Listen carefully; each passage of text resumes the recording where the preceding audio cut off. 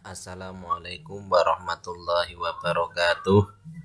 Bismillahirrahmanirrahim. Nahmaduhu wa nasta'inuhu wa na'udzu min syururi anfusina wa min sayyiati a'malina.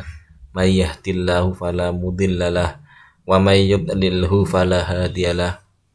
Allahumma shalli wa sallim ala sayyidina Muhammad wa ala ali sayyidina Muhammad. Salatan wa salaman ta'imaini amma ba'd.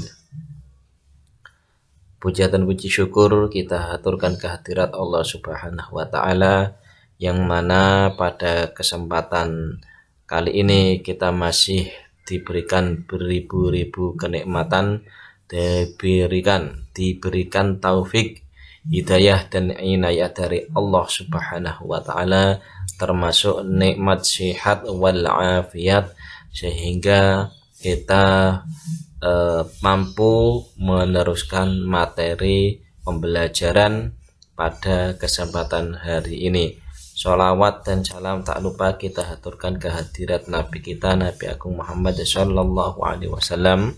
Qaulina Allahumma sholli ala sayyidina Muhammad wa ala ali sayyidina Muhammad. Semoga dengan senantiasa melantunkan sholawat dan tidak lupa berusaha sekuat tenaga menjalankan segala yang diperintahkan, menjauhi segala yang dilarang, dan berusaha mengikuti sunnah-sunnahnya, kita di yaumil kiamah mendapatkan syafaatul ummah dan diakui sebagai umatnya. Amin Allahumma amin.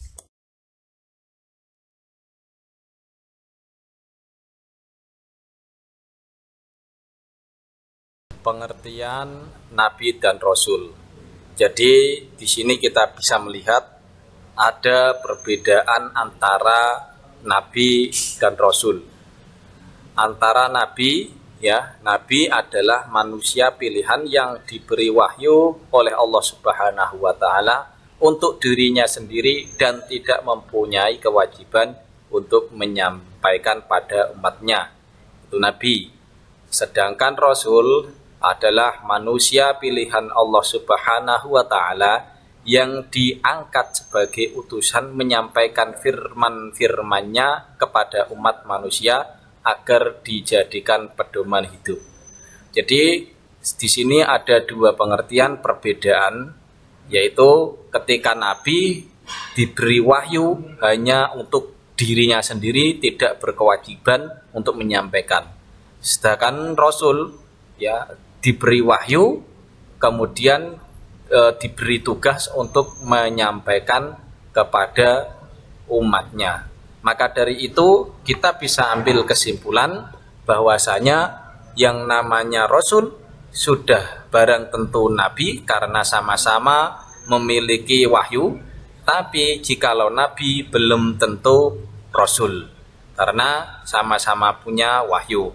Namun demikian, diantaranya yang membedakan lagi adalah antara Nabi dan Rasul adalah, bukan yang membedakan tapi persamaannya, Nabi dan Rasul sama-sama menerima wahyu dan keduanya adalah sama-sama laki-laki atau manusia pilihan Allah Subhanahu wa ta'ala yang diberi wahyu. Perbedaan yang lain lagi seperti yang saya sampaikan tadi, jikalau Nabi belum tentu Rasul dan Rasul sudah barang tentu Nabi. Karena kita jikalau pandang dari segi jumlah, yaitu yang diriwayatkan dari Rasulullah Shallallahu Alaihi Wasallam berdasarkan hadis dari Abi Dzar radhiyallahu anhu, bahwasanya Nabi menurut riwayat Imam Ahmad jumlahnya ada 124.000, dan menurut At-Tirmidzi riwayatnya menyatakan Nabi ada sama 124.000. Namun demikian jika jumlah Rasul berbeda dengan Nabi, menurut riwayat Imam Ahmad Rasul berjumlah 315, sedangkan dari yang diriwayatkan At-Tirmidzi dari Abi Dzar, Rasul berjumlah 312. Nah, yang kemudian para ulama menyingkat lagi menjadi 5 Rasul Ulul Azmi, yang mana pengertian Rasul Ulul Azmi adalah Rasul-Rasul yang memiliki keteguhan hati yang sangat luar biasa ya dalam menghadapi umatnya. Rasul-Rasul Ulul Azmi ini diantaranya adalah Nabi Nuh, Nabi Ibrahim, Nabi Musa, Nabi Isa, dan Nabi Muhammad Sallallahu Alaihi Wasallam. Ya, kita tahu Nabi Nuh sendiri menghadapi umatnya disebutkan di dalam Al-Quran, dakwah beliau ya adalah 950 tahun.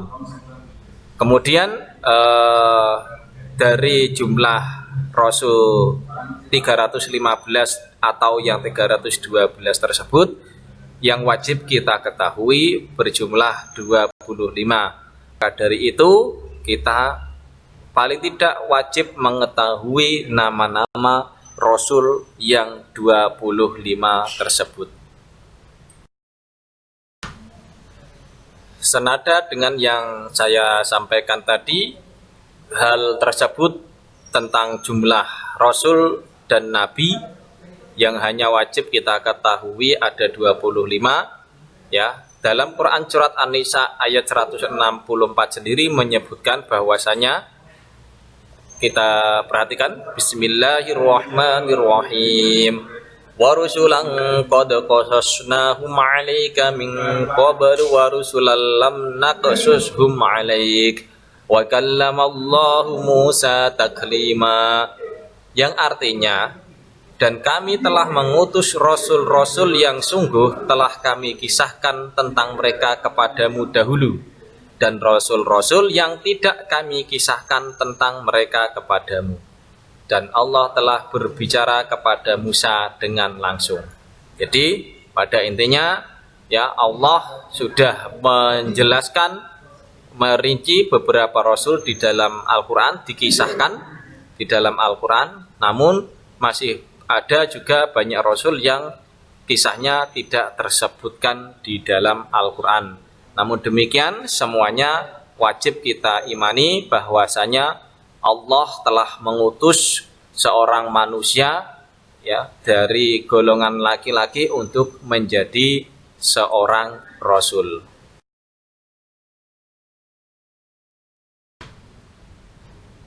Nama-nama 25 nabi dan rasul ya, mungkin hal ini sudah sering kita dengarkan, sudah kita ketahui mulai dari kecil sampai masuk SD, sampai SMP, dan kemudian sekarang kita yang SMK dan sederajat ya, yaitu diantaranya adalah Nabi Adam, Nabi Idris, Nabi Nuh, Nabi Hud, Nabi Soleh, Nabi Ibrahim, Nabi Lut, Nabi Ismail, Nabi Ishak, Nabi Yakub, Nabi Yusuf, Nabi Ayub, Nabi Shu'aib, Nabi Musa, Nabi Harun, Nabi Dzulkifli, Nabi Dawud, Nabi Sulaiman, Nabi Ilyas, Nabi Ilyasa, Nabi Yunus, Nabi Zakaria, Nabi Yahya, Nabi Isa, dan yang terakhir adalah Nabi Muhammad Sallallahu Alaihi Wasallam sebagai khotamun nabiyyina wal mursalin, sebagai seorang rasul terakhir. Maka dari itu perlu kita pahami bahwasanya setelah diutusnya Nabi, perlu kita yakini dan kita imani tidak ada rasul lagi yang diutus Allah sebagai nabi ataupun rasul. Maka dari itu, jikalau ada yang mengaku-ngaku menjadi nabi atau rasul, maka itu sudah barang tentu sudah tidak sesuai dengan ajaran Nabi Muhammad Sallallahu Alaihi Wasallam, yaitu diantaranya yang ada di dalam Al-Quran maupun Al-Hadis. Demikian pembahasan materi pada pertemuan kali ini. Sekiranya kurang lebihnya, kalaupun ada khilaf dari saya pribadi, mohon maaf sebesar-besarnya. Wal afu minkum wallahu a'lam bishawab. Walhamdulillahi rabbil alamin. Wassalamualaikum warahmatullahi wabarakatuh.